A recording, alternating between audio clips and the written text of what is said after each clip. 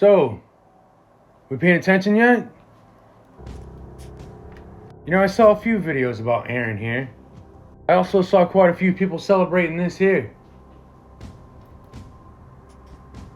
I even saw a few about the Prime Minister stepping down. But the one thing I haven't seen is people putting it together. So that's what we're gonna do right now. For entertainment purposes, of course, because I know absolutely nothing and I'm just making this stuff up. I'm not even trying to lie, this here has me a little fired up. So I'm gonna try to make this video so it stays up, but no promises. And Aaron, this one's for you. Alright, let's start here. Now this guy here and the whole bloodline that came before him were nothing but puppets. Better yet, they're traitors to their own people. And to understand that, you gotta go back in time. Now this bloodline can be traced back to the 1400s, but the Rothschild name didn't come around till the mid-1700s. Now the Rothschilds is a Jewish bloodline. Now throughout most of the Roman Empire, the Jewish people were kind of protected.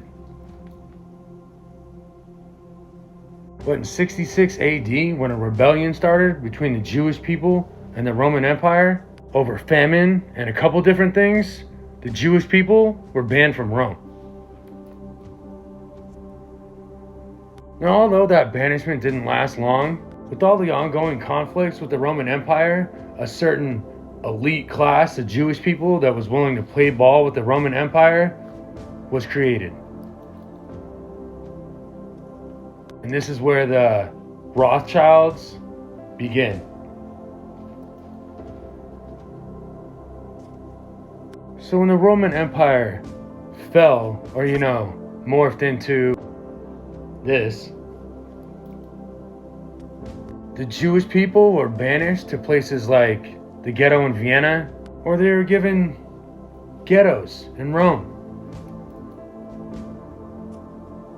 And even though the majority of the Jewish people were not allowed to do anything other than physical labor or all the dirty things that nobody else wanted to do, there was one family that was allowed to function and do whatever they wanted. Yep. And that's not only because they gained nobility from the Holy Roman Empire, but old Mayor here was the plug or front runner for British royalty. Mayor Rothschild quickly establishes himself as a shrewd trader and uncovers a brilliant strategy known today as front-running. He worked as a court agent, much like today's stockbrokers. His main client was Prince William of Hesse-Kassel. Whenever William wanted to purchase gold coins, he would ask Mayor Rothschild to obtain them from the market. What Rothschild did was this. He would first buy the coins using borrowed money, then sell them to... So with the go-ahead from the Vatican and British royalty in his pocket, the Rothschilds' takeover began. Now the Vatican gave them the golden ticket on purpose for a financial takeover. Now if you haven't gone down the rabbit hole of what the Rothschilds have done throughout history, now would be a really good time. But just to give you an idea, here's a list of the banks they own.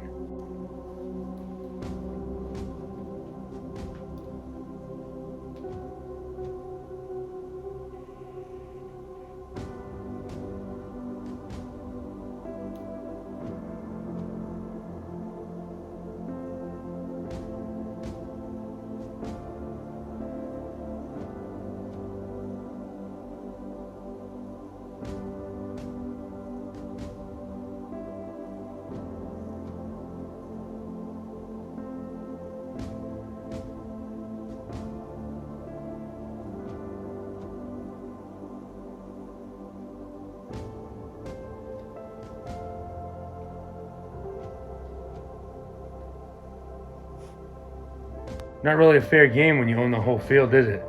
Now with the influence of the Vatican and their puppet, the Rothschilds, holding the wealth of the map, it was time to expand. But in order to do that quietly, we needed a distraction. So they reached out to a certain family with an idea.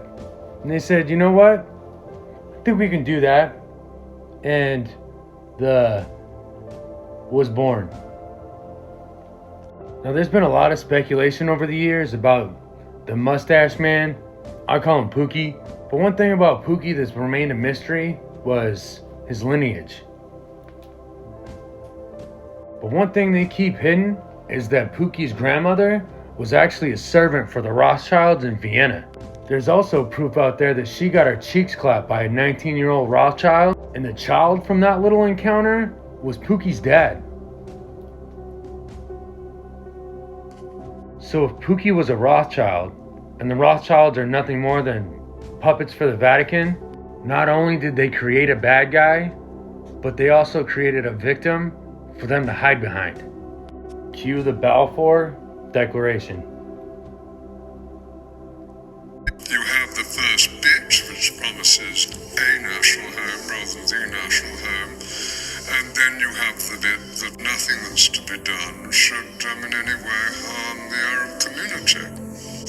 But you come back to the big point, which is that this is perhaps the greatest event in Jewish life for thousands of years. And it's a miracle that it... Now let me ask you this. If it was about to come out that World War II was nothing more than a psyop, and one of the most evil men in history was a family member, and you taking over a country was nothing more than expanding your clubhouse, if all that information was about to get out, what would you do? How far would you go to hide it? And if you own most of the world's wealth, how far would you push them to support you? Y'all stay safe.